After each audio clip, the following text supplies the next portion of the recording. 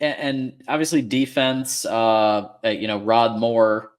I mean, that guy will be forever immortalized in Michigan legend now, after that play, to end that game. But Will Johnson beat Marvin Harrison Jr. And intercepted that ball. I mean, that was that matchup was awesome. I mean, I know MHJ got one move on him, but that, I mean, just defense, like, seemed pretty on point. I mean, we talked about this on our God. This is the third show / live show / podcast I've done today, so I can't remember. I keep them all straight.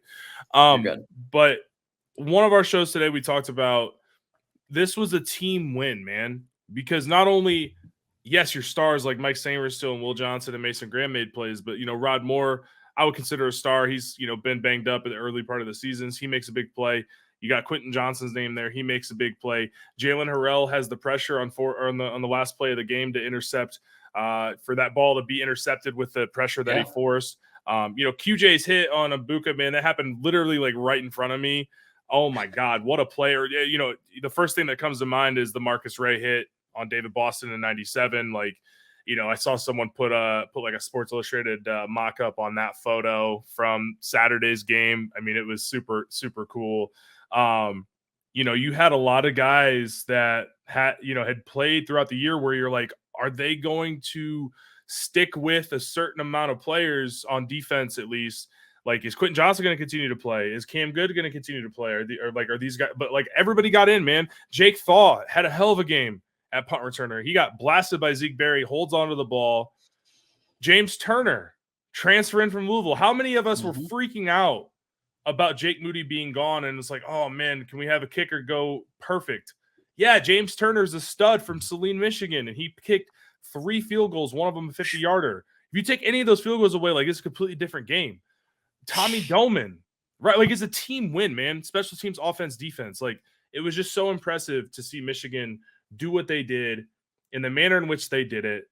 And there's a ton of NFL talent on this team, but there's a lot of guys that are just really good college football players making plays, man. And there's 130 of them that contributed to this win, or however many guys are on the roster.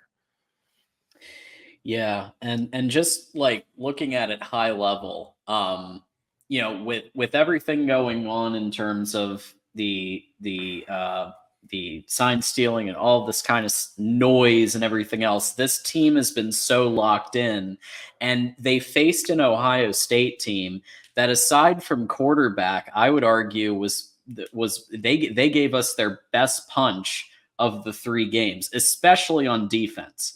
That Ohio State defense, give Jim Knowles the I mean, that defense is legit, and he did that in 2 years. Boom, changed it from a sieve, a turnstile, whatever you want to call it, to what they were doing the other day. But Michigan overcame all that to win the game.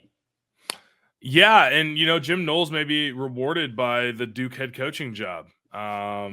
Seen some rumors out there with Jim Knowles, but yeah, I'll tell you in person, that defense, man, it's impressive.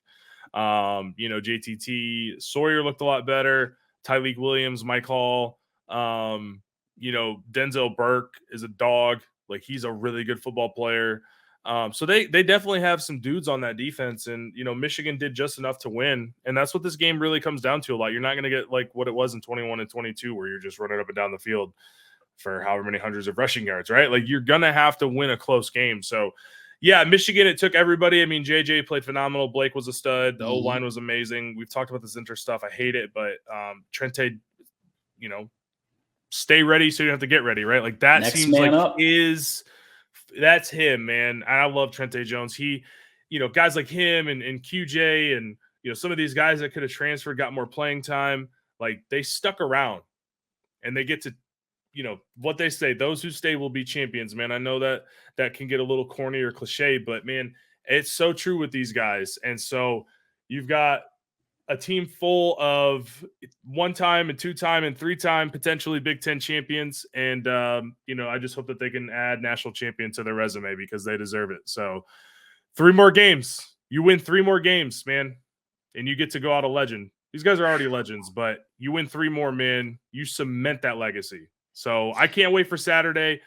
Excited to see what happens. I'm excited for Sunday, see where it all shakes out, depending on what happens. But this is a team that's got the mental fortitude, just the intestinal fortitude to go and win a national championship. Like, these are some tough sons of bucks, man. At the end of the day, that's what this is, a tough football team.